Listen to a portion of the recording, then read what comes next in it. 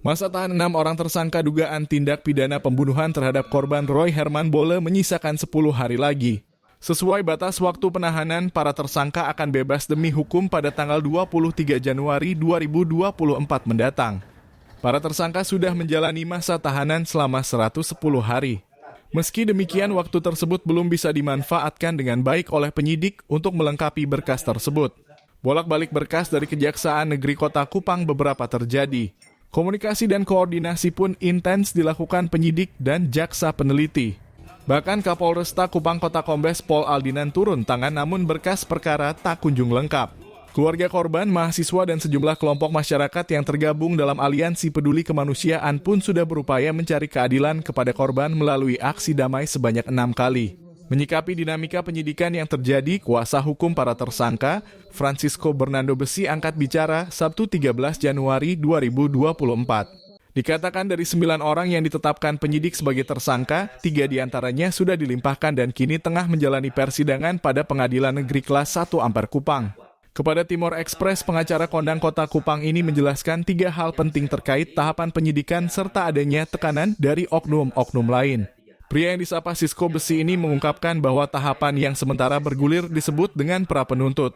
Tahapan ini dijelaskan bahwa polisi melengkapi berkas perkara dan mengirimkan kepada jaksa penuntut umum, dalam hal ini Polresta Kupang dan Kejari Kota Kupang guna dipelajari. Selanjutnya, jaksa peneliti berkas mengirimkan petunjuk jika berkas tersebut dianggap belum lengkap.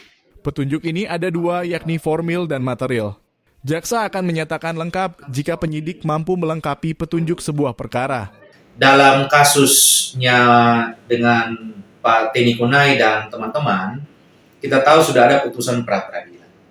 Kita hormati putusan itu, tetapi harus dilihat, putusan pra-peradilan itu hanya aspek formilnya, belum ke material.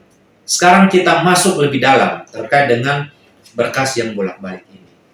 Sepengetahuan saya, itu sudah 3 kali, kurang lebih. Di situ ada syarat-syarat material maupun formil yang diminta oleh jaksa untuk diselesaikan atau dibuat oleh penyidik. Jika penyidik telah melengkapi petunjuk-petunjuk itu, selanjutnya penyidik mengirim lagi ke pihak kejaksaan. Ini penting untuk saya jelaskan alurnya. Kalau pertanyaan sederhana sekarang, kalau jika yang tidak membuat terkait dengan proses petunjuk itu dari pihak kepolisian, harusnya tanyakan ke pihak kepolisian, bukan di kejaksaan. Ini jangan salah persepsi.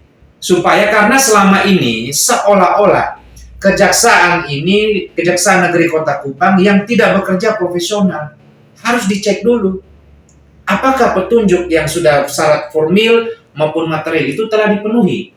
Ini penting untuk diketahui oleh publik. Sisko menegaskan bahwa pra penuntut ini pun tidak diatur berapa kali suatu berkas perkara dikembalikan ke penyidik dan tidak diatur berapa lama perkara itu berproses. Prinsipnya pra penuntutan itu berkas mau bolak-balik berapapun tidak ada batasan waktu. Dan harus diingat, kita menghormati institusi kepolisian dan institusi kejaksaan. Alangkah bijak alur komunikasi ini dibangun seolah-olah ada satu yang bagus, ada satu yang tidak bagus, kurang bagus. Apalagi ada yang menekan-menekan, nggak boleh. Bukan, saya tidak bicara dengan aliansi ataupun ekspresi dari mahasiswa dengan teman-teman yang bersuara, boleh. Ini negara hukum, negara demokrasi, silakan. Tetapi yang saya sayangkan, jika ada oknum-oknum yang menekan institusi lain, penting, fokus di rumah kalian saja, jangan pergi ke institusi lain untuk menekan, supaya membuat keinginan kalian tercapai, menurut saya kurang elok. Menurutnya, sejak awal pihaknya sangat kooperatif dengan membawa para tersangka menyerahkan diri. Dan kini peran para tersangka semakin jelas sehingga harus dipilah, jangan berasumsi karena fakta yang benar ada di berita acara pemeriksaan. Dari awal saya yang membawa para tersangka ini ke Polresta, saya juga statement saya sangat menyejukkan, menyampaikan turut berbelasungkawa, tetapi porsinya sekarang ini makin terang.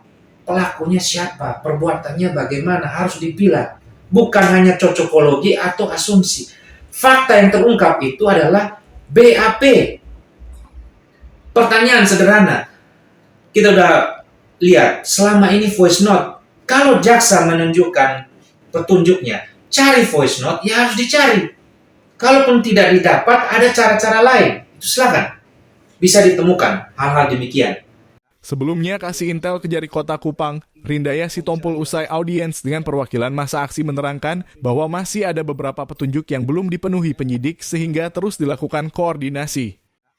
P21 apa segala macamnya, tapi abang bisa jelasin sedikit Kak? Oke, pada prinsipnya Terkait dengan tudingan jaksa masuk angin sehingga kasus tersebut tak kunjung lengkap, Rindaya menegaskan pihaknya tetap profesional dalam menangani kasus tersebut. P21 apa segala macamnya, tapi abang bisa jelasin sedikit Kak?